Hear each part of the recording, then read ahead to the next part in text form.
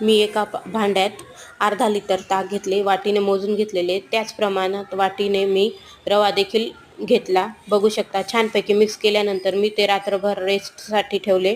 आता ते व्यवस्थित मिक्स केल्यानंतर त्यात मी चवीपुरते मीठ व इनोची एक पुडी टाकली व छानपैकी मिक्स केले. बघू शकता आपले बॅटर किती छानपैकी फ्लफी झालेले आहे. आता मी खमंगच्या भांड्याला तेल लावून ते पाण्याच्या वाफेवर ठेवून दिले.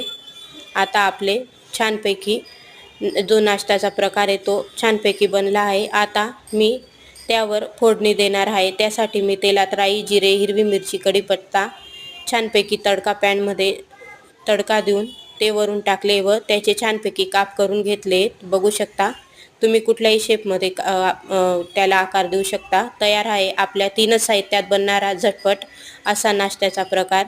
तुम्ही देखील ट्राय करा. रेसिपी आवडल्यास चॅनलला सबस्क्राईब करा, लाईक करा.